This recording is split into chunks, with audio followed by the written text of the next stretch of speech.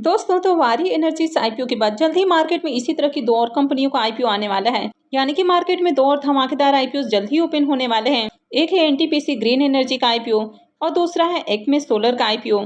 तो इस वीडियो में हम जानेंगे कि आईपीओ का साइज कितने करोड़ का होने वाला है, आईपीओ कब तक आ सकता है।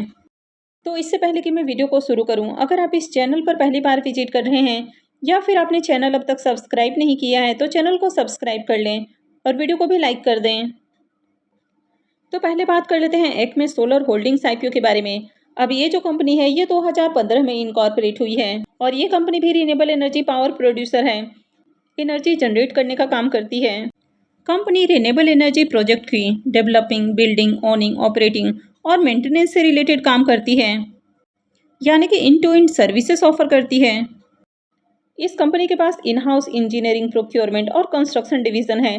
तो कंपनी ईपीसी में भी काम करती हुई देखने को मिलती है, साथ ही ऑपरेशन और मेंटेनेंस का भी काम करती है। ये कंपनी विंड और सोलर से एनर्जी जनरेट करती है, यानी कि बिजली बनाती है और उसको सेल करके अपना रेवेन्यू जनरेट करती है। कंपनी सोलर एनर्जी के अंदर काम करते हुए देखने को मिल रही है। तो इस तरह की कंपनियों के अंदर मार्केट में काफ़ी अच्छी डिमांड आपको देखने को मिल रही है, क्योंकि कंपनी जिस तरह के बिजनेस सेगमेंट के अंदर काम करती हुई देखने को मिल रही है, तो फ्यूचर में भी इस तरह की कंपनियों में डिमांड रहने वाली है। इस कंपनी को सेबी की ओर से मंजूरी मिल चुकी है और कंपनी ने अभी अपना आरएचपी फाइल नहीं किया है। तो डीआरएचपी में इनकी जितनी अपडेट देखने को मिली थी तो उसके अकॉर्डिंग यहाँ पर आपको 3 सालों के फाइनेंशियल देखने को मिल रहे हैं, जिसमें 22, 23 और 24 3 सालों का कंप्लीट फाइनेंशियल है। कंपनी के एसेट को देखें तो एसेट के अंदर ईयर ऑन ईयर आपको ग्रोथ देखने को मिल रही है। कंपनी के रेवेन्यू को देखें तो 22 के अंदर कंपनी का रेवेन्यू 1562 करोड़ है, फाइनेंशियल 23 में घट के 1361 करोड़ और फाइनेंशियल 24 के अंदर देखें तो फाइनेंशियल 23 के मुकाबले इसका रेवेन्यू थोड़ा सा बढ़ा है और 1466 करोड़ का रेवेन्यू है।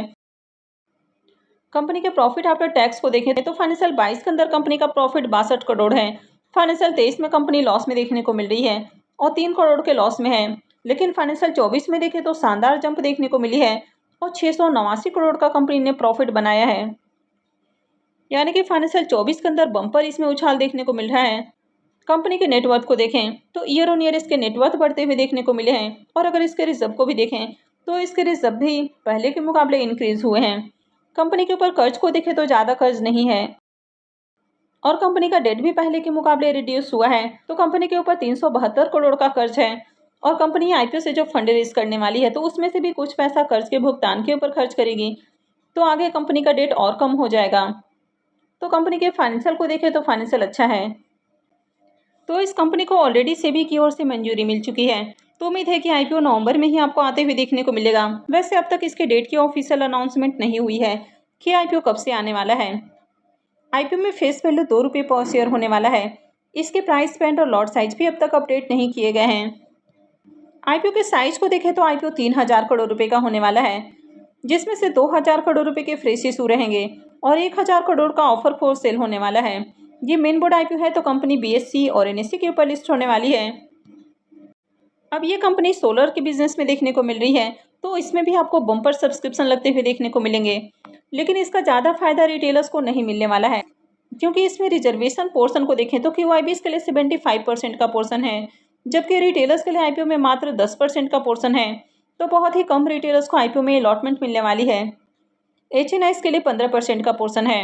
अब आपने देखा कि फाइनेंशियल 23 के अंदर कंपनी लॉस में देखने को मिली, तो इसी कारण इस आईपीओ में रिटेलर्स का जो पोर्शन है वो मात्र 10% रखा गया है।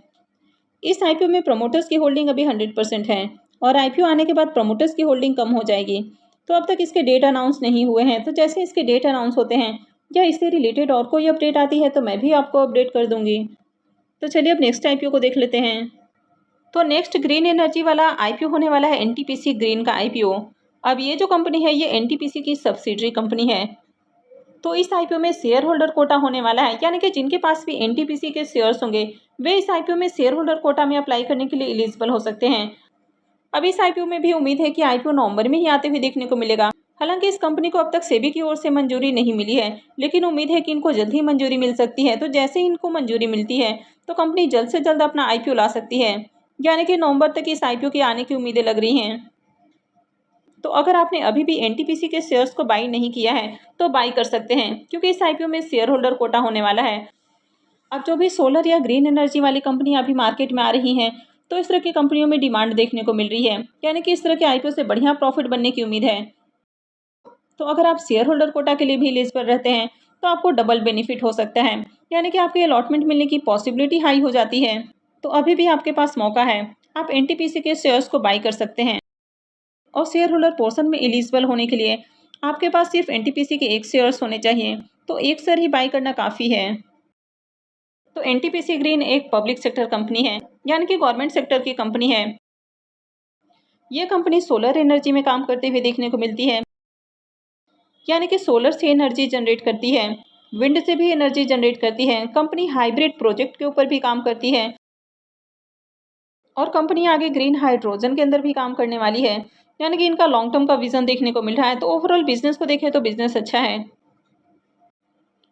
अब कंपनी के फाइनेंशियल को देखें तो यहाँ पर फाइनेंशियल 23 और 24 2 सालों के ही फाइनेंशियल देखने को मिल रहे हैं। तो कंपनी के एसेट को देखें तो एसेट आपको बढ़ते हुए देखने को मिल रहा है। रेवेन्यू को देखें तो फाइनेंशियल 23 के अंदर कंपनी का रेवेन्यू जहाँ 170 करोड़ है, फाइनेंशियल 24 के अंदर बढ़ के 2028 करोड़ हो चुका है। इसके एक्सपेंसेस को देखें तो एक्सपेंसेस भी इंक्रीज हुए हैं। कंपनी के ऊपर वैसे लाइबिलिटीज़ को देखें तो लाइबिलिटीज़ भी इंक्रीज हुए हैं। पहले जहां 16,800 करोड़ के अराउंड लाइबिलिटीज़ था, तो अभी 18,321 करोड़ के अराउंड हो चुका है। कंपनी के अगर प्रॉफिट को देखें तो प्रॉफिट भी इसके डबल हुए हैं, यानी कि फाइनेंशियल 23 के अंदर प्रॉफिट जहां 174 करोड़ है, फाइनेंशियल 24 के अंदर बढ़ के 370 करोड़ देखने को मिल रहा है। अब अगर इस आईपीओ के साइज को देखें तो ये आईपीओ 10,000 करोड़ रुपए का होने वाला है और पूरा का पूरा आईपीओ फ्रेश इशू का आईपीओ रहेगा। इसमें कोई भी पोर्शन ऑफर फॉर सेल नहीं होने वाला है। तो इसको जैसे ही सेबी की ओर से मंजूरी मिलती है तो आईपीओ आपको आते हुए देखने को मिलेगा। और जिस तरह से सोर्सेज की ओर से खबरें निकल कर आ रही हैं कि ये जो आईपीओ है नवंबर में ही आने की उम्मीद है। तो अगर अभी भी आपने एनटीपीसी के शेयर्स को बाई नहीं किया है तो अभी भी आपके पास मौका है।